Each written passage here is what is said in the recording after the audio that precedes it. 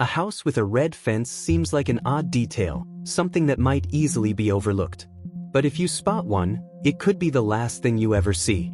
This story is not just about real estate. It is about stepping into a place where no ordinary buyer would dare go, where every step toward the house pulls you deeper into a world beyond understanding.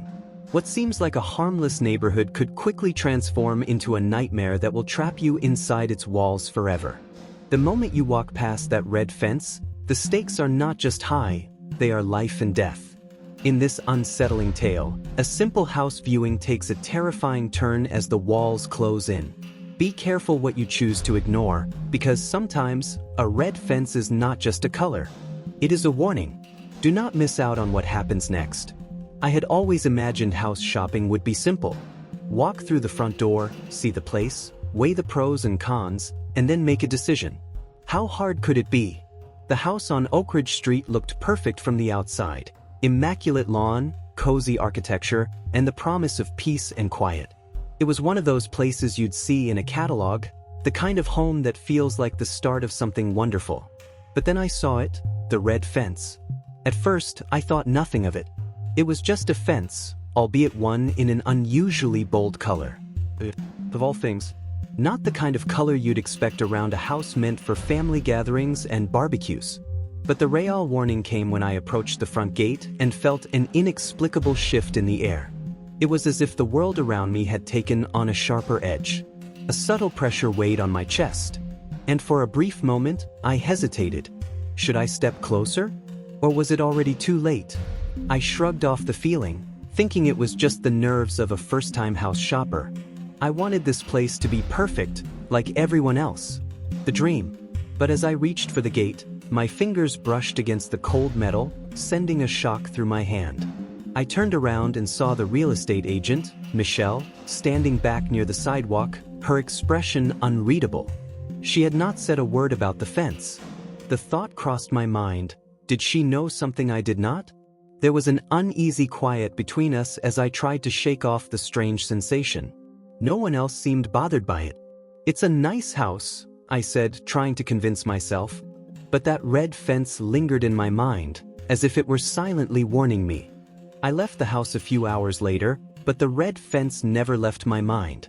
I felt as though it had followed me, an invisible force pushing me toward a terrible conclusion. The more I thought about it, the more I started to notice strange details that should have been obvious before. The house was far too perfect, too pristine. No imperfections, no signs of wear. It was as though time had no place in this home. That evening, I did some digging. The house was listed as being newly renovated, but something didn't add up. The owners had supposedly only moved in a year ago. Yet, no one could recall seeing them. The deeper I went, the more obscure the history became. There were no records of the previous residents. No neighbors could recall ever meeting them. And the street? It wasn't listed in any of the town's property records before 5 years ago. I pulled my jacket tighter around me and glanced at the clock. I had to stop obsessing over the fence. It was just a strange house, nothing more. But something was tugging at my mind, a voice telling me to be cautious, to stay far away. I ignored it. I had to make a decision. I couldn't let this strange feeling control me. Inside, the house was exactly what I expected. Wood floors gleamed, the furniture was tastefully arranged, and everything seemed picture perfect. But the longer I stayed, the more the feeling of unease gnawed at me. I kept looking back toward the windows, glancing at that damned red fence. It was always there, even if I couldn't see it directly.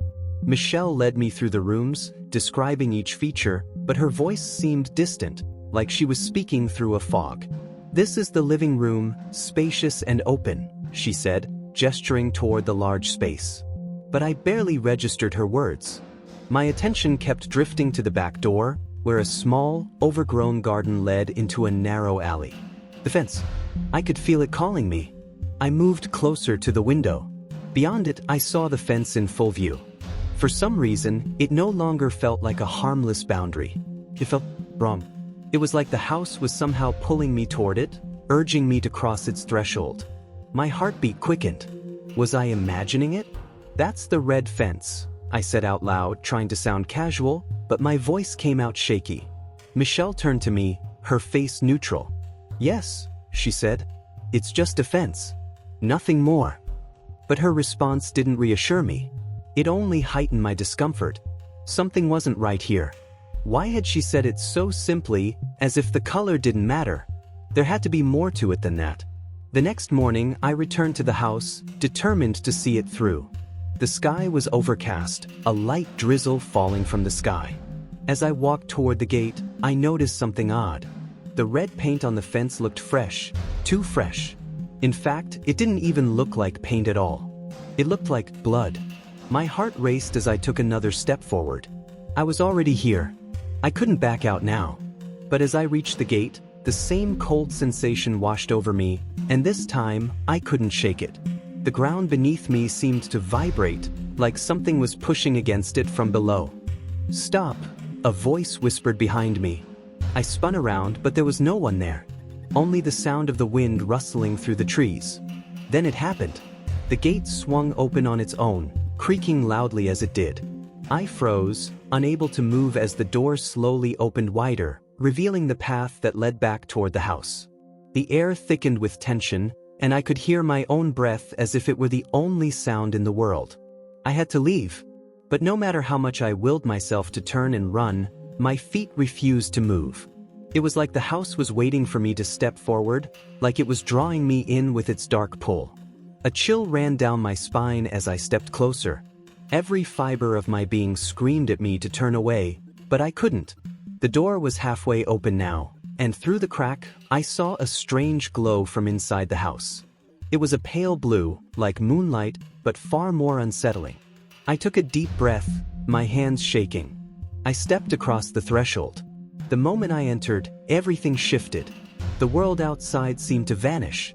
The house expanded in strange ways, as if it had become something far larger than it should have been. I could hear footsteps behind me, and when I turned around, I saw Michelle standing in the doorway, her face pale and unreadable. She was no longer the agent I had met earlier. There was something different about her, something wrong. She took a step toward me, her eyes dark and vacant. "You should not have come," she said in a voice that was not hers. "The house, it claims those who cross the fence. It takes them. It always does." The door slammed shut behind me and the light flickered. I could no longer see the world outside. I couldn't understand what was happening, but I knew it was too late. I had crossed the threshold. I had stepped past the red fence, and now the house had me. I backed away from Michelle, trying to open the door, but it would not budge. The walls seemed to close in on me, twisting and warping as if they were alive. The house was alive, feeding on my fear, drawing strength from the darkness. And then I understood. The red fence was not a mere boundary. It was a warning, a line you should never cross. Those who entered were never meant to leave. I banged on the walls, screamed for help, but there was no one. The house had consumed everything, and now, it would consume me. I was trapped, and I knew there was no escaping the fate that awaited me. As I sank to the floor, the darkness closed in around me. Outside, the red fence stood quietly, waiting for the next fool to step too close. When house shopping, the most innocent details can hide the darkest secrets. If you ever spot a red fence, remember, some warnings are not to be ignored. You cannot outrun the horrors that lie beyond it.